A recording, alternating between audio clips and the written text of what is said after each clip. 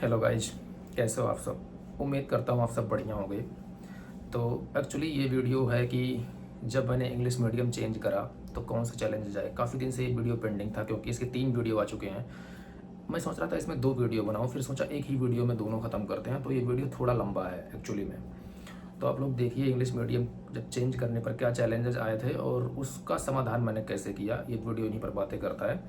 तो अगर आपने चैनल सब्सक्राइब नहीं करा है तो कर लो, और बिलीव मी इससे आपको बड़ा हेल्प मिलने वाला है धीरे धीरे करके जो भी चैनल पे आ रहा है।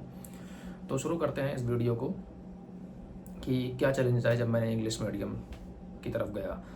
एक तो इंग्लिश मीडियम ना मेरे लिए अनएक्सपेक्टेड स्टार्टिंग था। मेरा कोई प्लान नहीं था कि मुझे फिर से मैथ्स लिखना पड़ेगा। मुझे लगता था मेरा सिलेक्शन हो जाएगा इस बार, तो एक आध साल रेस्ट लेके आराम से लिखूंगा रैंक सुधारने के लिए इंग्लिश में। बट ऐसा हुआ नहीं, मेरा सिलेक्शन नहीं हुआ। तो I was thinking to leave कि यार छोड़ देते हैं, इस बार नहीं देते हैं एग्ज़ाम ही, देखेंगे अगली बार देंगे। पर कई लोगों ने कहा यार गोपाल दे दो, हो जाएगा तुम्हारा, प्री निकालो मेंस में देख लेंगे। ऐसे भाई कई सारे दोस्तों ने सपोर्ट किया। तो उसमें मतलब मैंने प्री दे दिया और मेरा प्री हो भी गया। अब मेरे पास चैलेंज था ना कि जो जो कंटेंट मैंने हिंदी में डेवलप करा था, बहुत सारी चीज़ें मैंने डेवलप कर ली थी। अब मेरे पास ये चैलेंज था कि यार मुझे वो कंटेंट इंग्लिश में उसी लेवल का चाहिए, और मैं मार्केट को मतलब मार्केट में मेरे लिए उस टाइप का कंटेंट था नहीं। तो पहला तो अनएक्सपेक्टेड स्टार्टिंग था। दूसरा क्या था ना, उस टाइम जब मैं फेल हुआ था, I was in grave frustration of from life. मतलब 5 बार मैं फेल हो रहा था यार, दिमाग ख़राब था मेरा। बहुत सारी चीज़ें मेरे सक्सेस और फेलियर से जुड़ी हुई थी हर चीज़ें हाथ से ही निकलती लग रही थी। बिलीव मी वो टाइम ऐसा था कि जब मैं 2022 में फेल हुआ तो मैंने रोया, मतलब दिल खोल के रोया था। सीरियसली बता रहा हूँ यार, क्या हो रहा है ज़िंदगी में, इतनी बार फेल हुए जा रहा हूँ, 8-9 नंबर से नहीं हुआ सिलेक्शन, ये वो। मतलब बहुत सारी चीज़ें थी, घर की सिचुएशन है, सब सोच सोच के दिमाग ख़राब था मेरा, है ना। तो मतलब बहुत ज़बरदस्त फ्रस्ट्रेशन में था इसके अलावा जब मैंने मेंस शुरू कर दिया तो सबसे चैलेंज ये था, जिनसे भी बातें करता था ना 2-4 को छोड़ के, अरे यार कैसे कर लिए इंग्लिश, तुम तो उड़ती तीर ले लिए। अब मैं खुल के नहीं बोलना चाह रहा हूँ क्या बोला उन्होंने, आप समझ ही सकते हो। उड़ती तीर ले लिए, ऐसे थोड़ी मेंस हो जाता है इंग्लिश, हिंदी से इंग्लिश करके दुनिया भर का। मतलब 2-3 लोगों को छोड़ दो ना, कोई एक ऐसा नहीं था जो ये बोलता था यार गोपाल तुम कर लोगे इंग्लिश में, इतनी जल्दी हो जाएगा ये, बिलीव मी मतलब सेल्फ डाउट करवा दिए मुझे लोग। बट मैं ऐसा था ना कि यार मैं हारने वाला इंसान नहीं था। मैं 100 के नोट की तरह हूँ, अपने आप को वही समझता हूँ कि ये 100 का नोट है ना, उसको मोड़ मरोड़ के कुचल दो, उसकी वैल्यू 100 ही रहती है। तो उतना ही मैं कितना भी टूट जाऊँ, रो लूँ, हार जाऊँ, फेल हो जाऊँ ना, मेरी वैल्यू मुझे लगती है उतनी ही है। मैं फिर से मेहनत कर लूँगा। और यही एटीट्यूड आपकी होनी चाहिए। किसी के जजमेंट, किसी भी चीज़ से आपको इफेक्ट नहीं होना चाहिए। कोई क्रिटिसाइज़ करता है, बढ़िया है, तुम्हारी सोच है। कोई तारीफ़ करता है, बढ़िया है, तुम्हारी सोच है। दोनों में क्रेडिट नहीं लेना, तारीफ़ करता है तब भी, क्रिटिसाइज़ करता है तब भी। तो मैं डिमोटिवेट काफ़ी लोगों से किया गया, पर मुझे इफेक्ट नहीं पड़ा। अब मेरे पास था ना कि मेरे पास जो कंटेंट अकॉर्डिंग टू मी नहीं थे, ये मेरा बड़ा चैलेंज था, है ना, कि यार अब कंटेंट नहीं है क्या करूँ। तो पहले मैं लिस्ट कर रहा हूँ क्या चैलेंजेस थे मेरे पास, है ना। तो बड़ा ही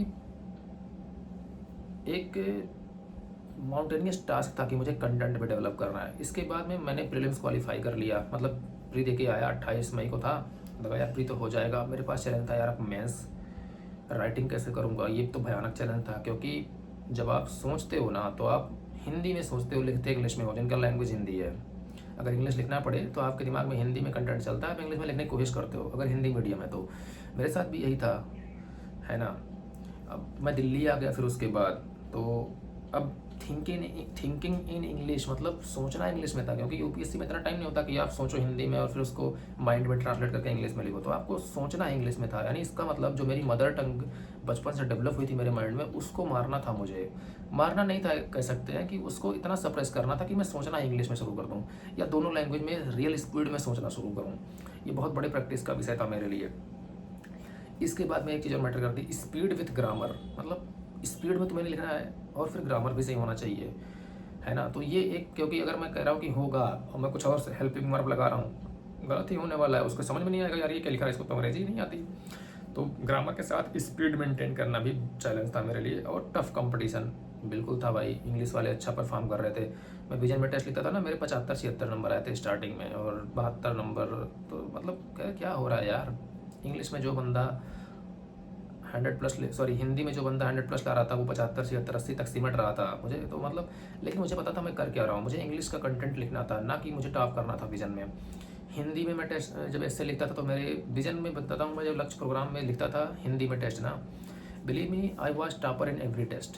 एससे लिखते टाइम हर टेस्ट में टॉप करता था मैं, है ना। और यूपीएससी में लगभग उतना ही नंबर आता था या उससे 5-7 नंबर ज़्यादा जो विजन में मेरे आते थे।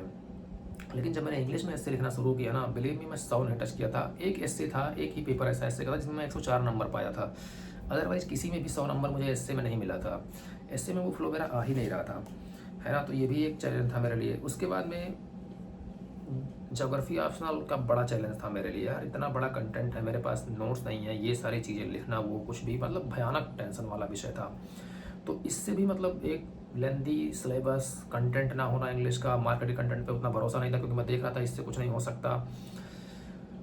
तो ये भी था कि यार कंटेंट में डेवलप करना है। उसके बाद में एक प्रॉब्लम ये था कि मैं विजन में जॉब करता था, मुझे वो करते हुए काम करना था कि यार पैसे भी कमाने हैं, पढ़ना भी है, एंड सब मेंटेन रखना बड़ा मुश्किल सा लग रहा था।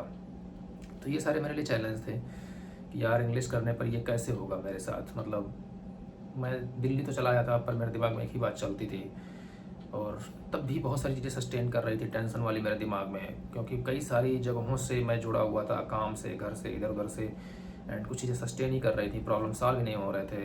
तो सब चीज़ों को मैनेज करना मेरे लिए थोड़ा सा टास्क बड़ा था।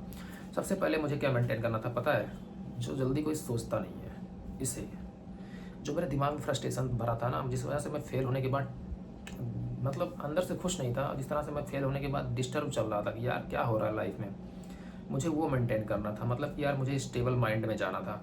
जितने भी प्रॉब्लम्स, टेंशन चल रही थी उन्हें कहीं कोने में छोड़ के कि ठीक है इसे मैं सॉल्व नहीं कर सकता तो मैं इसे सोचना बंद कर दूँ। तो इन्हें सोच कर मुझे, इन्हें छोड़ कर मुझे आगे बढ़ना था। तो एक दिन मैंने 2-3 घंटे बैठ के सिर्फ सोचा, जितना सोच सकता था जिस मुद्दे पे सोच डाला मैंने।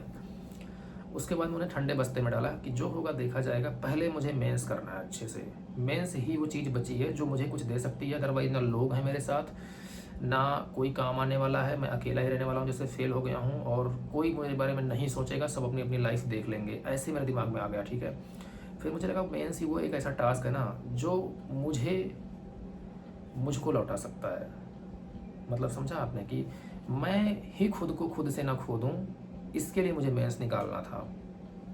क्योंकि बाकी चीज़ें तो मेरे कंट्रोल में नहीं थी, लेकिन मेंस का जो था वो मेरे कंट्रोल में था, मैं मेहनत करके उसे जीत सकता था। बस मैंने यही सोचा कि अब मुझे यही करना है। This was the date of 20 June. मैंने सोचा कि यार मेंस ही करते हैं, अच्छे से करते हैं, मतलब सब कुछ भूल के मैंने उस पर फोकस करा। तो पहले तो अपने आप को मैंने फेथ लाया कि नहीं गोपाल मैं कर सकता हूँ, ये सारी चीज़ें ठीक हैं, सब कुछ है, बट मैं पास हो सकता हूँ इसमें, मैं कर दूँगा। अवॉइड एवरी लाइफ टेंशन, मतलब कि चलो कुछ भी है उसको अवॉइड करो। मैंने सब कुछ अवॉइड करा, कोई कुछ भी कहता है भाड़ में जाओ। तो मैं सोचता ही नहीं था, मुझे ये था कि मैं मुझे विजन में 3 घंटे डेली काम करूँगा। 3 घंटे का अबाउट मैं अगर काम करता तो 70,000 के आसपास मेरा पेमेंट बनना था, उस हिसाब से जिस तरह मैं काम करता था। तो मेरा प्लान यही था कि मैं 3 घंटे काम करूँगा, एंड इससे मैं अपनी पढ़ाई भी कर लूँगा, जो थोड़ा बहुत खर्चा है सेविंग भी कर लूँगा, और इसके बाद काम चलता रहेगा। यही मेरा प्लान था कि मैं यही करने वाला हूँ। अब मेरा पहला फोकस था प्रीलिम्स के बाद कि मुझे अपने हिसाब से कंटेंट चाहिए।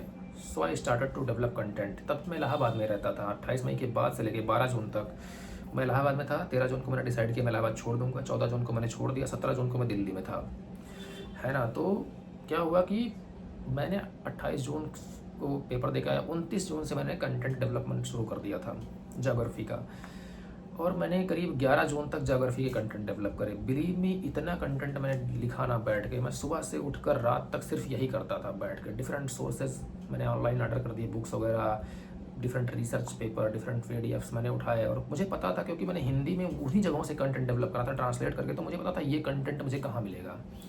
तो मैंने वो सारा एरिया एक्सप्लोर किया फिर से, अपना लैपटॉप, अपना आईपैड, अपना फ़ोन, सब कुछ मैं ओपन करके सब कुछ खोल के एक साथ बैठता था, ठीक है। और जो मेरे काम का कंटेंट था मैंने उठा के कॉपी पेस्ट शुरू करा।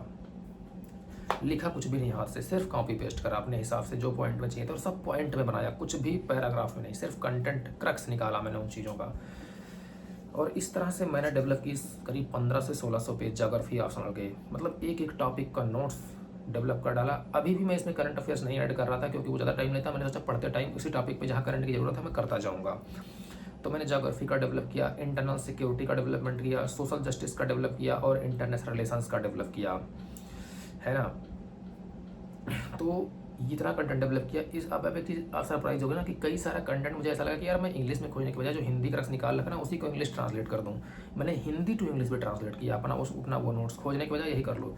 इसके बाद में बहुत सारे एग्जाम्पल और केस स्टडी हर टॉपिक से जुड़ा हुआ डेवलप करा। ये मैंने करा 12 जून की शाम तक, बिलीव में 12 जून की शाम तक मैंने सब डेवलप करा। तो फिर मैं एक दोस्त के यहाँ गया, कंप्यूटर वाले के यहाँ। मैंने कहा भाई ये मेरा प्रिंट करना है, इतना कंटेंट है, 1700-1800 पेज, सब आप प्रिंट कर दो। तो मैंने उसको अपने पेन ड्राइव दिया और प्रिंट करवाया। फिर मैं पेन ड्राइव लेकर चलाया। ऐसा इसलिए मैंने किया कि मैं उसको कॉपी अपनी देना नहीं चाहता था कि वो फोटो अगर वो कॉपी कर लेगा मेरे फाइल्स को तो फिर किसी को भी देगा, या फ्यूचर में मैं कुछ और करूँ इस नोट्स का या बुक छपवाऊँ कुछ, तो मुझे अपनी कॉपीराइट बचा कर रखनी। तो मैंने उसको दिया नहीं, सिर्फ अपना पेन ड्राइव लगाया, उसके यहाँ प्रिंट करवाया, लेकर निकल लिया। अब दूसरा टास्क ये था कि मुझे अंग्रेजी में सोचना था आंसर लिखने के लिए। तब तक मैं दिल्ली आ चुका था। अब मैंने क्या करा ना, मैं खुद से इंग्लिश में ही बातें करता। मैं कोई चीज़ सोचता तो इंग्लिश में सोचता, कहीं चाहता तो इंग्लिश में सोचता। मतलब कुछ भी खरीद रहा हूँ मार्केट में ना, अच्छा इसका इंग्लिश क्या होता होगा, दिमाग में मेरे ऐसे चलता। तो मैंने इंग्लिश के वर्ब इकट्ठा किए कि यार कितना ज़्यादा हो सकता है। इसके अलावा सोचना इंग्लिश में शुरू करा, है ना। दूसरी चीज़ मैं बताऊँगा, आप हिल जाओगे, रियली बता रहा हूँ। मैंने कभी ग्रामर पर फोकस ही नहीं किया। मतलब भाड़ में जाए ग्रामर। ऐसा इसलिए नहीं कि मुझे ग्रामर सीखना था या सीखने में टाइम लगता। जैसे हम हिंदी जब लिखते हैं या हिंदी बोलते हैं तो हम कभी ग्रामर का ध्यान रखते हैं? नहीं, हमें पता ही नहीं होता हम ग्रामर कहाँ यूज कर रहे हैं। सेम इंग्लिश के साथ भी होता है। जब आप इंग्लिश लैंग्वेज में पकड़ बढ़ने लगती है, आप पढ़ने लगते हो, सीखने लगते हो ना, तो आप ग्रामर ऑटोमेटिकली शिफ्ट हो जाता है, सही हो जाता है। तो ये मेरे एक दोस्त ने बताया, ठीक है, कि यार गोपाल ऐसे होता है, ये डोंट वरी, तू कर लेगा। एंड पहले तू पढ़ और लिख, ग्रामर पे मत ध्यान दे, जब होगा देखा जाएगा। तो मैंने ग्रामर पे फोकस नहीं किया, बस लिखा और पढ़ा और लिखा, स्पीड बनाया जितना बना सकता था मैं, है ना। अब यहाँ पे जब मैं लिखता था ना तो ये था कि यार कॉपी जब चेक करवाते हो आप टेस्ट में ना, तो वो ग्रामर वगैरह पर उतना ध्यान नहीं देते, वो लैंग्वेज पे उतना ध्यान नहीं देते। अगर पढ़ने लायक है तो चलता है, टेस्ट में ये चलता है, यूपीएससी में भी लगभग चलता है, मैं यही मान के चलता हूँ। लेकिन मुझे उसको सही करना था।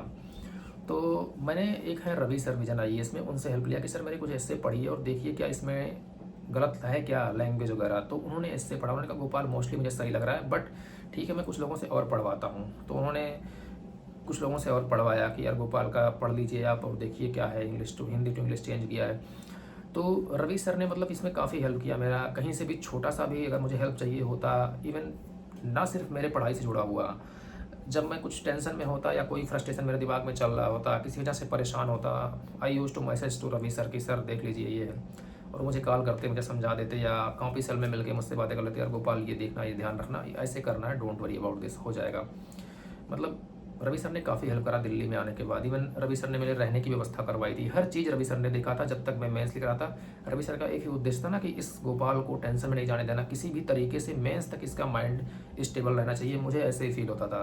मतलब मैं ग्लैड हूँ कि रवि सर मेरी लाइफ में हैं ऐसे कि जब भी मैं चाहता हूँ रवि सर हेल्प करते हैं मेरी, और बड़ी रिस्पेक्ट है उनके लिए रियली में। मैं पहली बार पब्लिकली किसी का नाम ले रहा हूँ और वो रवि सर हैं। तो इसके बाद में रवि सर ने हेल्प कराया, कुछ मैम लोगों से पढ़वाया, कुछ सर से पढ़वाया मेरा ऐसे। तो उससे मुझे थोड़ा सा कॉन्फिडेंस बूस्ट हुआ कि अच्छा ये ऐसे हो सकता है ना। उसके बाद में मेरा जो माइंड था ना, मैंने फोकस करा यूपीएससी के पेपर पर, ना कि टेस्ट सीरीज पर। क्यों? क्योंकि टेस्ट सीरीज वाले करंट अफेयर्स अपनी बुक अपने नोट्स से क्वेश्चन बनाते हैं और उस हिसाब से लिखवाते हैं आपसे टेस्ट में। यूपीएससी में ऐसा नहीं होता। तो मैंने करंट अफेयर्स वगैरह और उनके नोट्स पर रिलाई नहीं करा, इसलिए मैं उनके आंसर अच्छे नहीं लिख रहा था। रियली बता रहा हूँ, असली फैक्ट ये था कि मेरे इनके टेस्ट में नंबर नहीं आते थे, किसी के भी टेस्ट में, चाहे नेक्स्ट IAS का टेस्ट में लिख रहा था, चाहे विजन का, चाहे KSG का। मैंने 3 कोचिंग के टेस्ट लिखे, जिसमें नेक्स्ट IAS और KSG ने बिना पैसे के मुझे अपनी टेस्ट सीरीज दी थी। उन्होंने फ्री ऑफ कॉस्ट किया था उन लोगों को जिन लोगों ने इंटरव्यू दिया था 2022 में। तो मुझे फ्री टेस्ट मिला था, तो मैं लिख रहा था उसको।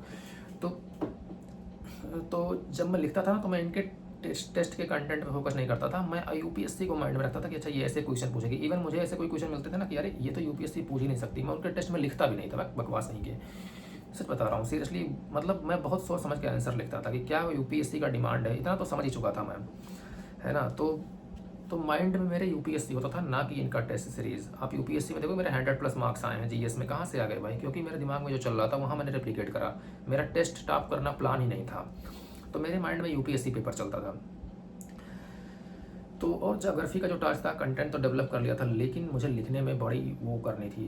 ज्योग्राफी का फ़ायदा ये था कि जीएस का 50% सिलेबस ओवरलैप करता है ज्योग्राफी के सिलेबस से, तो मुझे जीएस में मेहनत कम करना था, ज्योग्राफी पर मेहनत ज़्यादा करना था। और ज्योग्राफी पर मैंने किया, मेरे 278 नंबर आए ज्योग्राफी में, जो कि हाईएस्ट मार्क्स में से एक है। लेकिन मैंने ज्योग्राफी को 1500-1600 कंटेंट को 4-5 बार रिवाइज करा। सोच लो 3 महीने के रेंज में मैंने ये करा। 1986 से लेकर 2022 तक के क्वेश्चंस लिखे और फॉर्मेटिंग करे।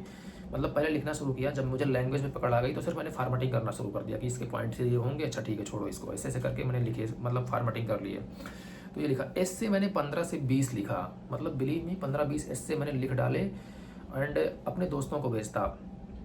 और क्या करते वो लोग कि एस्से को वैसे, एस्से के पैराग्राफ को वो लोग नंबरिंग कर लेते, 1 2 3 4 5। यूज टू मैं 25 से 30 पैराग्राफ लिखता था एक एस्से में, तो वो लोग वो कर लेते, पैराग्राफ को 1 2 3 4 करके नंबरिंग कर लेते। उसके बाद मुझे उस एक A4 शीट पे चेक करके मेरा और बता देते, अच्छा ये लाइन गोपाल ऐसे होगी, ये लाइन ऐसे होगी और बेटर हो जाएगा। तो वो मेरा यूज टू एस्से पढ़ के एक एक पैराग्राफ मुझे बताते थे कि क्या हो जाएगा। मतलब ये कोचिंग वालों के चेक करने के अलावा मेरा उधर से ऐसे चेक होके आता था। इसके अलावा फिर जब मैं जीएस लिखता था तो जीएस की भी कॉपी भेजता था, तो वो जीएस में मुझे समझाते थे गोपाल इस चीज़ का ध्यान रखना है अगले कॉपी में लिखते हुए। ऐसे ऐसे मैं लगातार रिफॉर्म करते जा रहा था। ज्योग्राफी का मैंने टेस्ट सीरीज ज्वाइन ही नहीं किया, सिर्फ PYQ किया। PYQ से क्वेश्चन आते नहीं, पर आपको सोचने का तरीका बिल्ड हो जाता है, जो मेंस एग्जाम में बहुत काम करता है। लेकिन मैं एक बात खुल के बोलता हूँ कि जब ज्योग्राफी ऑप्शनल हो आपका और पेपर 1 जो ज्योग्राफी का, अगर आपने 15 साल का PYQ लिख लिया है, बिलीव मी पेपर 1 आप बहुत अच्छा लिखोगे ज्योग्राफी का। पेपर 2 बड़ा डायनेमिक होगा, उसको थोड़ा सा मैनेज करना पड़ेगा। तो पेपर 1 आपका PYQ लिख के और बढ़िया से पढ़ के हो जाता है रेडी। चाहे टेस्ट लिखो चाहे ना लिखो, लेकिन PYQ बढ़िया से लिखो और खुद चेक करो। अब एक चैलेंज था ना कि जब मैं जुलाई में था इतना सारा करके, तो ये था कि यार उतना मुझे मेरे अंदर से वो आवाज़ नहीं आ रही थी कि मैं अपना 100% दे पा रहा हूँ इस मेंस एग्ज़ाम को, क्योंकि मैं इंग्लिश कर चुका था एंड माउंटेनियस टास्क था इंग्लिश को कवर करना।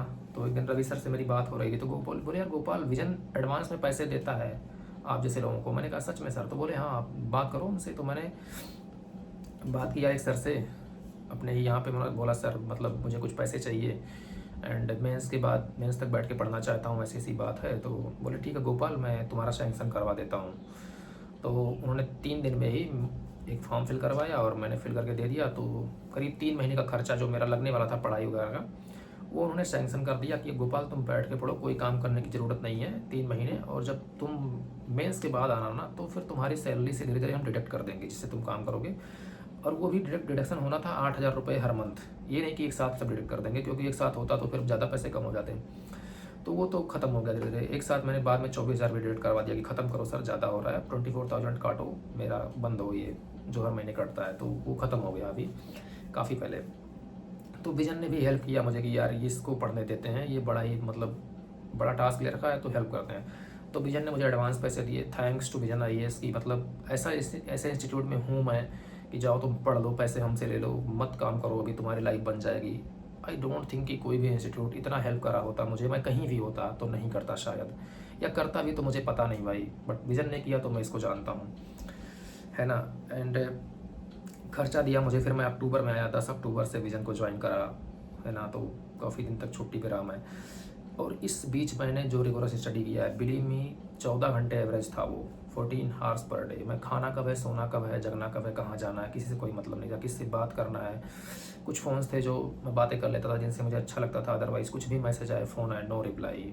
मैं कभी सोशल मीडिया वगैरह बंद नहीं किया, व्हाट्सएप वगैरह हमेशा मेरा चलता रहा है। मैं वो फालतू का माहौल नहीं बनाता या दिखाता नहीं कि भाई आज से सोशल मीडिया बंद कर रहा हूँ, मेरा एग्ज़ाम है। ये सब वो लोग करते हैं जिन्हें सिर्फ शो ऑफ करना होता है, सिलेक्शन नहीं लेना होता है। हो सकता है कुछ लोग हों कि ऑफ कर देते हों, डिस्टर्ब ज़्यादा हो रहे हो, नहीं मैनेज कर पाते हो, ऐसे भी लोग होते हैं कि चलो मैं नहीं मैनेज कर पा रहा हूँ, बंद कर देता हूँ। सीरियसली करते हैं लोग, सिलेक्शन होता है उनका भी। लेकिन मैं ऐसा इफेक्ट नहीं हो रहा था तो मैंने कभी बंद नहीं करे थे, मैं यूज कर रहा था। और इसमें मैं क्या करता था, मेरी स्टडीज़ करीब 7 घंटे होती थी, इसमें 3.5 घंटे GS, 3.5 घंटे ऑप्शनल एंड करीब 6.5 से 7 घंटे मैं आंसर राइटिंग करता था। तो यही मेरी दिनचर्या थी। मैं 10 बजे से लेके मैं रात के 1 बजे से लेके सुबह के 6 से 6:30 बजे तक सोता था, कभी कभी 7 बजे तक सो जाता था मोस्टली। तो ये मेरे पूरे मेंस एग्ज़ाम तक की दिनचर्या रही। मेंस एग्ज़ाम के पहले तक मेरी हालत ऐसी हो गई थी कि इतना थका हुआ था और इतना ज़्यादा मेरे अंदर सब चीज़ें भर चुकी थी ना, थकान, फ्रस्ट्रेशन, डिस्टर्बेंस, सब कुछ मेरे साथ एक साथ ही चल रहा था। और मेंस एग्ज़ाम में मैं डेली सुबह उठ के ना खाना बना के लेके जाता था। आप कभी नहीं बिलीव करोगे कि ये कोई करता होगा। मैं 5 बजे उठता था, अजय भाई के रूम पे इलाहाबाद में रुका हुआ था क्योंकि सेंटर इलाहाबाद में था। मैं उठ के सुबह फ्रेश होके नहाना वगैरह, फिर आके रोटी सब्ज़ी बना के पैक करता था एंड अनार 2-3 खाता था मैं सुबह सुबह ही छिल के, एंड चना खाता था। अनार और चना और एक रोटी या 2 रोटी खा के, चाय पी के और एक टिफ़िन पैक करके मैं जाता था मेंस लिखने। दोपहर को खाना खाता था। तो सुबह मैं क्या करता था ना, सुबह में ही एग्ज़ाम मतलब रूम से निकलने से पहले ही मैं पैरासीटामॉल खा के निकलता था। यार मैं बीमार हूँ, मतलब मेरे अंदर ताकत नहीं होती थी कि मैं जाऊँ, क्योंकि मैं लगातार मेहनत करके without any Sunday, without any छुट्टी थक चुका था। तो मुझे वो ताकत चाहिए थी कि मैं दिन भर सस्टेन करूँ, शाम को बीमार ना हो जाऊँ। तो मैं सुबह ही पैरासीटामॉल खा के जाता था एक, और जिस दिन 2 पेपर होता था मैं दोपहर को भी एक खा लेता था खाना खाने के बाद, विदाउट एनी मतलब कि यार क्या होगा, क्योंकि मैं इतना थका था, मुझे ज़रूरत थी उसकी। और लगभग मेंस के 5 दिन के पेपर थे, 5 दिन मैंने ऐसे ही किया। फिर जब मैं अक्टूबर में दिल्ली आया तो मैं जब सो के उठता था ना, बिलीव मी, मैं सो के उठते ही थका रहता था। पता नहीं कितना मैं थक चुका था, मुझे समझ में नहीं आ रहा था कि यार क्या हो रहा है मेरे साथ, है ना। तो ये ऐसे चल रहा था मेरे साथ, काफ़ी थक जाता था मैं। तो अक्टूबर में मैंने ऐसे ही रवि सर से ही बात किया, सर मेरे साथ ऐसे हो रहा है कि मैं सो के उठता हूँ ना तो भी मैं थका रहता हूँ, मेरा उठने का ही मन नहीं करता, इतना कमज़ोर फील करता हूँ। तो बोले यार तुम अपना ब्लड टेस्ट कराओ। मैंने एक दिन बुक किया, ब्लड टेस्ट मॉर्निंग में आया मेरा ब्लड और यूरिन टेस्ट का सैंपल लेने, एंड जब चेक होके आया तो मेरी बॉडी में जितना B12 चाहिए था उसका 50% बचा हुआ था, जितना विटामिन D चाहिए था उसका 30% बचा हुआ था। मतलब सारे मल्टी न्यूट्रिएंट्स कम हो चुके थे। मैं मेन से भी विटामिन वगैरह लेता था, बट फिर भी ये हुआ था मेरे साथ। तो रवि सर के एक दोस्त हैं, डॉक्टर हैं, और वो MD हैं नोएडा में। तो उन्होंने मेरी बात करवाई, बोले उनका रिपोर्ट अपना भेज दो। मैंने उनको अपना रिपोर्ट भेजा। फिर उन्होंने 1.5 महीने का कोर्स प्रेस्क्रिप्ट किया मुझे कि गोपाल ये मेडिसिन खानी है तुमको लगातार 1.5 महीने। मैंने खाया एंड नाउ फिर मैं थोड़ा ठीक हुआ। 15-20 दिन खाने के बाद फिर से मैं एनर्जेटिक हुआ, फिर से चीज़ें सही हुई। फिजिकली थोड़ा थका हुआ था तो हम लोगों ने एक मसाज वाले को बुक करा वो आया था चंदन भाई के रूम पे, और 4-5 लोगों का मसाज करके अच्छे से गया, फुल बॉडी मसाज। एंड उसके बाद मुझे लगा कि हाँ यार अभी मैं थोड़ा रिलैक्स हूँ। फिर मेरा एक दोस्त है, उस समय वो लवासना में ट्रेनिंग कर रहा था, तो मैं थोड़ा सा डिस्टर्ब भी था, तो बोला यार गोपाल आ जाओ लवासना मिलते हैं। तो मैं चला गया लवासना और घूमा अच्छा खासा। दिसंबर में मेंस का रिजल्ट भी वहीं आ गया, मेरा सेलेक्ट भी हो गया मैं मेंस। देन उन्होंने कहा यार गोपाल ध्यान रखो, जाओ मेंस हो गया है, इंटरव्यू दो, आई होप कि तुम सेलेक्ट हो जाओगे इस बार। मैं आया और वहाँ लवासना में भी कई अच्छे दोस्त बने, 7-8 लोगों से नई दोस्ती हुई, नए पहचान बने। I really enjoyed. जितना फ्रस्ट्रेशन मेरी लाइफ का था उस लवासना में ही छूट गया। और जब मैं दिल्ली आया तो मैं थोड़ा ठीक था, बट कुछ ऐसी सिचुएशन थी कि मेरे दिमाग में लगातार चल रही थी, बट ठीक था, हर कुछ सब कुछ सही था। मैंने अपने आप को मैनेज किया, कुछ लोगों से हेल्प लिया। जैसे मेरा फ्लैटमेट हमेशा मेरे साथ था, बोलता था यार गोपाल तू बहुत थका रहता है, परेशान रहता है, तो रूम बंद करके मत सोया कर, मेरा जब मन करके मैं तुझसे बात कर लूँगा। रात को 1 बजे 12 बजे कॉफ़ी बना के देता था मुझे, अभी भी मेरे साथ रहता है। मतलब he is a really nice person. I think कि इतने लोगों के साथ मैं रहा हूँ अभी तक पिछले 6-7 सालों में, और इतने लोगों से मिला हूँ ना, इतना जेन्युइन और अच्छा इंसान मुझे नहीं मिला जितना मेरा अभी का फ्लैटमेट है। काफ़ी हेल्पफुल इंसान है और रियली बहुत अच्छा इंसान है। मैं पब्लिकली उसका नाम नहीं लेना चाहता क्योंकि मैं नहीं चाहता लोग जाने वो मेरा फ्लैटमेट है ऐसा कुछ कारण नहीं है कि स्पेशल है, बट हमेशा मेरे साथ रहता है। कभी कभी होता है ना कि कुछ चीज़ें अपने तक एंजॉय करनी चाहिए, अपनी खुशी अपने तक रहे ज़्यादा बेटर रहती है। जब आप उसको बांट देते हो ना, कसम से वो खुशी बहुत दिन तक रुकती नहीं। तो मुझे ये काम नहीं करना, कुछ खुशियाँ खुद तक ही बेहतर लगती हैं, इस चीज़ को हमेशा ध्यान रखना, है ना। तो ये थी मेरी जर्नी मेंस के बाद और मेंस तक की। इंटरव्यू की जर्नी का शेयर करने का कोई मतलब नहीं है, इंग्लिश मीडियम करने की जर्नी मैंने शेयर कर दी। आई होप कि आप लोग एंजॉय करोगे ये वीडियो और मुझे बताओगे कि कैसा रहा। अगर आपने पूरा ये वीडियो देखा है तो ज़रूर कमेंट करो कि कैसी रही थी ये जर्नी मेरी, है ना। तो थैंक यू वेरी मच ये वीडियो देखने के लिए। चैनल को सब्सक्राइब कर दो, और अगर आपको लगता है कि ये जर्नी किसी और को भी जाननी चाहिए तो प्लीज़ शेयर करो लोगों को। इससे अगर मेरा वीडियो ज़्यादा लोगों तक पहुँचेगा ना तो डेफिनेटली मैं मोटिवेट रहूँगा और वीडियोज़ बनाने में। धन्यवाद।